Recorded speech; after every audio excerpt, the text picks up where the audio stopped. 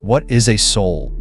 That question has followed Drew Leon for longer than most people could imagine. In his first life, he was an ordinary man from 21st century Earth. In his second, he awakened inside the body of a dead village boy in a ruthless cultivation world where mortals lived beneath the shadow of powerful sects, and survival depended on bowing to those with chi.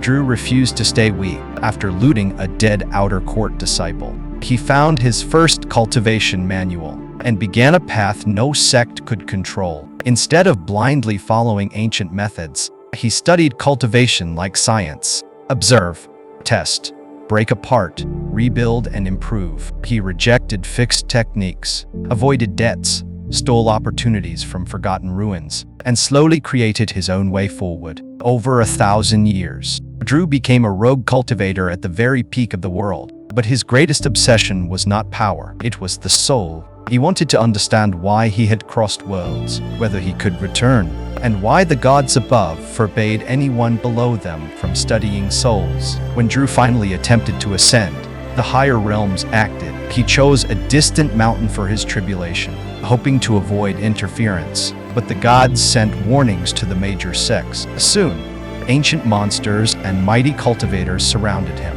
each accusing him of crimes, insults, and stolen opportunities. Drew faced them with sarcasm, preparation, and a massive cage of lightning conducting metal hidden beneath the mountain. As heavenly lightning struck, enemy attacks were washed away. Drew endured bolt after bolt, turning their own scattered energy into defense. When the final strike descended, he survived the impossible. Golden light wrapped around him, and for a moment, ascension seemed certain. Then something stopped him. A vast godlike presence judged him for obscuring fate and meddling with the stream of destiny.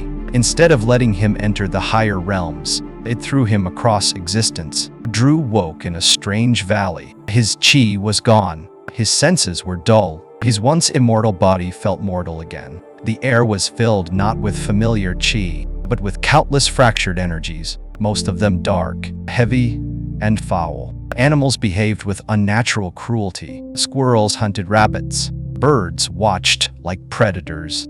And even harmless-looking creatures carried a disturbing edge.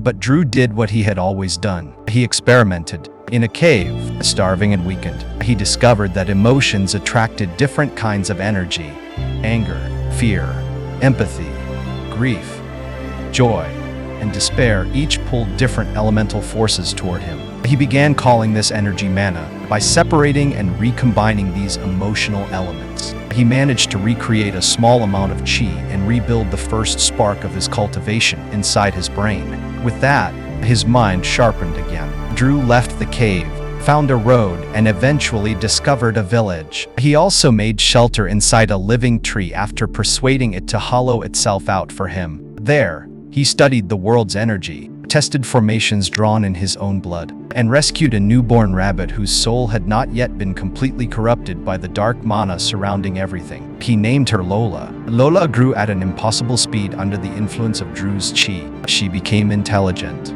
loyal, and terrifyingly strong for her size. Together, they explored the surrounding lands while Drew rebuilt his strength, learned fragments of the local language, and investigated the greatest mystery of this new world. Almost every living soul he sensed was black or darkened. This was not normal corruption. It seemed planetary. The discovery did not make Drew retreat. It made him curious. A broken world meant unknown rules, hidden powers, and secrets worth uncovering. Soon, he reached a massive city built around a tower so huge it dominated the horizon. The tower was more than architecture. It resisted his senses, bent space, and contained monsters, traps, and strange rewards. A dungeon. Naturally, Drew entered. Inside, he began mapping corridors, testing monsters, analyzing mana patterns, and treating every danger like a new research project. Lola fought beside him, crushing creatures with brutal efficiency,